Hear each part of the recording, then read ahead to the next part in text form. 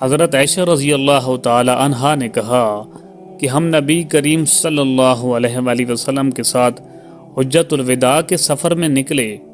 ہم میں سے بعض نے عمرہ کا احرام باندھا اور بعض نے حج کا۔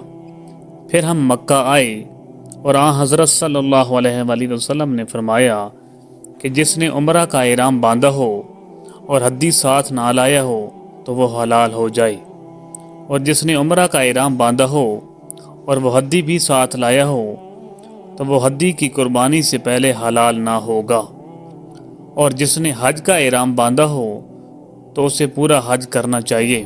عائشہ رضی اللہ تعالی عنہا نے کہا کہ میں حائضہ ہو گئی اور عرفہ کا دن آ گیا، میں نے صرف عمرہ کا احرام باندھا تھا۔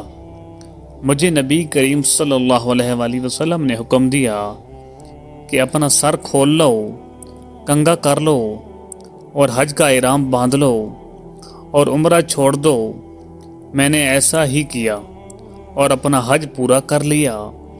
پھر میرے ساتھ حضرت صلی اللہ علیہ وآلہ وسلم نے عبد الرحمن بن ابی بکر کو بھیجا اور مجھ سے فرمایا میں اپنے چھوٹے ہوئی عمرہ کے عوض تنعیم سے دوسرا عمرہ کروں۔ صحیح بخاری حدیث نمبر 319۔ حضرت عائشہ رضی اللہ تعالی عنہا نے فرمایا کہ فاطمہ بنت ابی جبیش کو اس سے غاصہ کا خون آیا کرتا تھا، تو انہوں نے نبی کریم صلی اللہ علیہ وآلہ وسلم سے اس کے متعلق پوچھا۔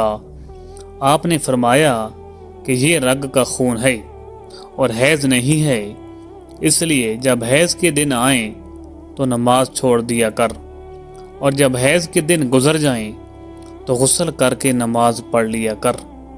صحیح بخاری حدیث نمبر 320۔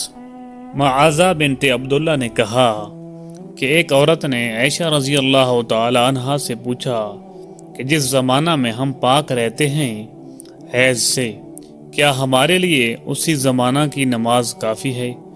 اس پر حضرت عائشہ رضی اللہ تعالی عنہا نے فرمایا کہ کیا تم حروریہ ہو؟ ہم نبی کریم صلی اللہ علیہ وآلہ وسلم کے زمانہ میں حیضہ ہوتی تھی اور آپ ہمیں نماز کا حکم نہیں دیتے تھے، یا حضرت عائشہ رضی اللہ تعالی عنہا نے یہ فرمایا کہ ہم نماز نہیں پڑھتی تھی۔ صحیح بخاری حدیث نمبر 321۔ زینب بنت ابی سلمہ سے روایت ہے، انہوں نے بیان کیا کہ ام سلمہ رضی اللہ تعالی عنہا نے فرمایا کہ میں نبی کریم صلی اللہ علیہ وآلہ وسلم کے ساتھ چادر میں لیٹی ہوئی تھی کہ مجھے حیض آ گیا، اس لیے میں چپکے سے نکل آئی اور اپنے حیض کے کپڑے پہن لیے۔ رسول کریم صلی اللہ علیہ وآلہ وسلم نے فرمایا کیا تمہیں حیض آ گیا ہے؟ میں نے کہا جی ہاں۔ پھر مجھے آپ نے بلا لیا اور اپنے ساتھ چادر میں داخل کر لیا۔ زینب نے کہا کہ مجھ سے ام سلمہ نے بیان کیا کہ نبی کریم صلی اللہ علیہ وآلہ وسلم روزے سے ہوتے اور اسی حالت میں ان کا بوسہ لیتے، اور میں نے اور نبی کریم صلی اللہ علیہ وآلہ وسلم نے ایک ہی برتن میں جنابت کا غسل کیا۔ صحیح بخاری حدیث نمبر 322۔ ام سلمہ رضی اللہ تعالی عنہا نے بتلایا کہ میں نبی کریم صلی اللہ علیہ وآلہ وسلم کے ساتھ ایک چادر میں لیٹی ہوئی تھی کہ مجھے حیض آ گیا۔ میں چپکے سے چلی گئی اور حیض کے کپڑے بدل لیے۔ آپ نے پوچھا کیا تجھ کو حیض آ گیا ہے؟ میں نے کہا جی ہاں۔ پھر مجھے آپ نے بلا لیا اور میں آپ کے ساتھ چادر میں لیٹ گئی۔ صحیح بخاری حدیث نمبر 323۔ حفصہ بنت سرین نے فرمایا کہ ہم اپنی کنواری جوان بچیوں کو عیدگاہ جانے سے روکتی تھی۔ پھر ایک عورت آئی اور بنی خلف کے محل میں اتری اور انہوں نے اپنی بہن ام عطیہ کے حوالہ سے بیان کیا، جن کے شوہر نبی صلی اللہ علیہ وآلہ وسلم کے ساتھ 12 لڑائیوں میں شریک ہوئے تھے، اور خود ان کی اپنی بہن اپنے شوہر کے ساتھ 6 جنگوں میں گئی تھی۔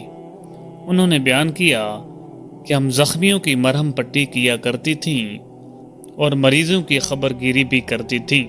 میری بہن نے ایک مرتبہ نبی صلی اللہ علیہ وآلہ وسلم سے پوچھا کہ اگر ہم میں سے کسی کے پاس چادر نہ ہو تو کیا اس کے لیے اس میں کوئی حرج ہے؟ کہ وہ نماز عید کے لیے باہر نہ نکلے۔ آپ نے فرمایا اس کی ساتھی عورت کو چاہیے کہ اپنی چادر کا کچھ حصہ اسے اوڑھا دے، پھر وہ خیر کے مواقع پر اور مسلمانوں کی دعاؤں میں شریک ہوں، یعنی عیدگاہ جائیں۔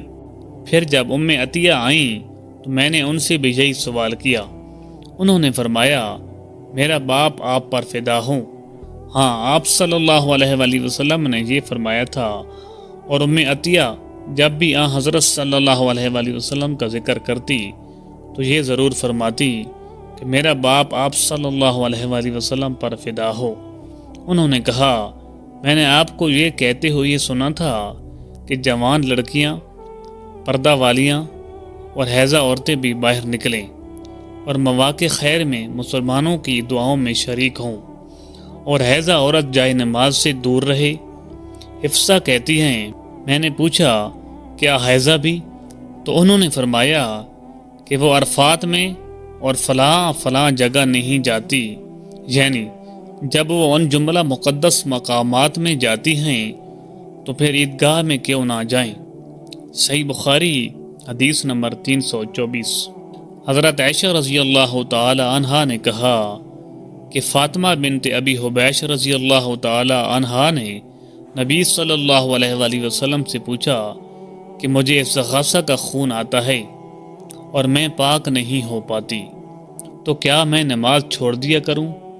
آپ صلی اللہ علیہ وآلہ وسلم نے فرمایا نہیں، یہ تو ایک رگ کا خون ہے، ہاں اتنے دنوں میں نماز ضرور چھوڑ دیا کر جن میں اس بیماری سے پہلے تمہیں حیض آیا کرتا تھا، پھر غسل کر کے نماز پڑھا کر۔ صحیح بخاری حدیث نمبر 325۔ محمد بن سیرین سے وہ ام عطیہ سے آپ نے فرمایا کہ ہم زرد اور مٹیالہ رنگ کو کوئی اہمیت نہیں دیتی تھیں۔ صحیح بخاری حدیث نمبر 326۔